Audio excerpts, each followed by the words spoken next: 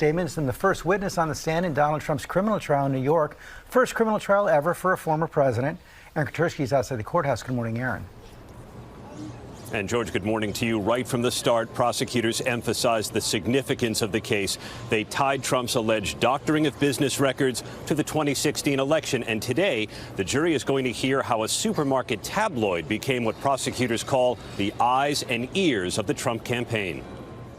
This morning, former National Enquirer publisher David Pecker returns to the witness stand where he already testified about the tabloid's checkbook journalism. Prosecutors said it paid for stories it never printed to help protect Donald Trump during the 2016 campaign. And weeks before the election, prosecutors said the Trump campaign was deeply concerned. The Access Hollywood tape had surfaced. Trump overheard talking about grabbing women. I just start kissing them. It's like a magnet. You just kiss. I don't even wait. And when you're a star, they let you do it. Prosecutors said the impact of that tape on the campaign was immediate and explosive. Prosecutors said when Trump heard from Pecker that adult film actress Stormy Daniels had another story that could turn into a sex scandal, he was adamant that he did not want the story to come out. At Trump's direction, prosecutors said his fixer Michael Cohen wired Daniels $130,000. And then, to hide the true nature of the payment, Trump allegedly decided it should be recorded as legal services, all part of what prosecutors called a planned, coordinated, long-running conspiracy to keep the voting public in the dark. It was election fraud, prosecutors said, pure and simple. Trump said it was no such thing. It's a case as to bookkeeping, which is a very minor thing in terms of the law. This is a case where you pay a lawyer who's a lawyer, and they call it a legal expense. The defense said President Trump is innocent. President Trump did not commit any crimes. And defense attorney Todd Blanche said Michael Cohen cannot be trusted.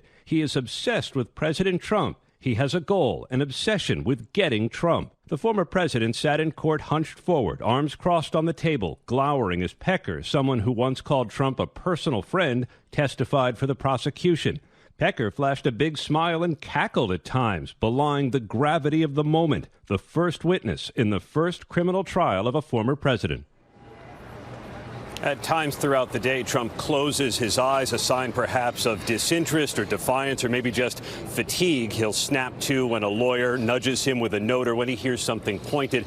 Imagine, George, this morning he will be wrapped as the judge considers whether to hold him in contempt for violating a gag order. Yeah, George? That happens before the witness comes back. Okay, thank you, Aaron. Let's bring in Dan Abrams and John Carl.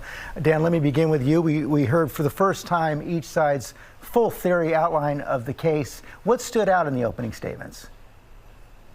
Well, the big picture, right? The prosecutors are trying to make this as big as possible. This is a criminal conspiracy, according to prosecutors. This isn't just about falsifying business records. This is much bigger.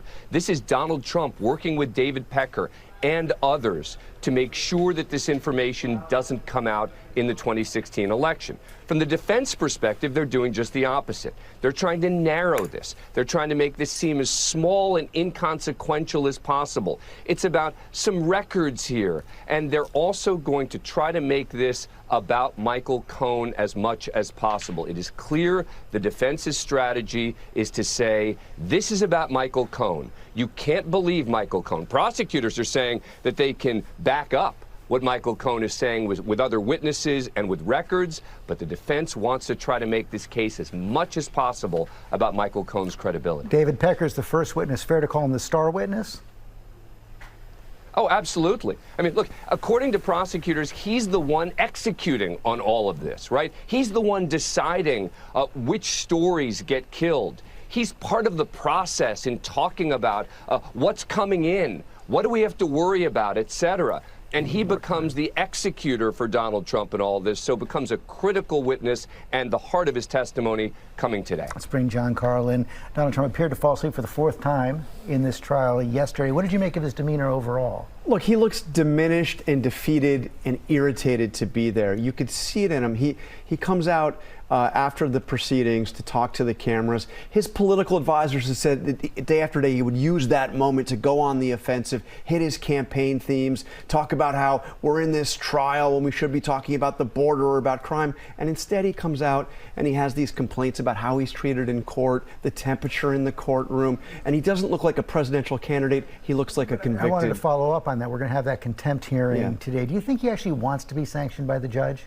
I mean, look, I don't think that that was the plan. He went out. I mean, this is amazing. The hearing this morning is whether or not he should be held in contempt for violating the gag order. And he went out and he violated the gag order again yesterday afternoon. I don't think it was part of the plan. But look, the violations can be punished by $1,000 per episode, or he can be put in prison. Nobody thinks he's going to be put in jail. So $1,000, and he gets to portray himself victim. Perhaps on some level, he wants to be reprimanded. Okay, John, thanks very much. Gio? All right.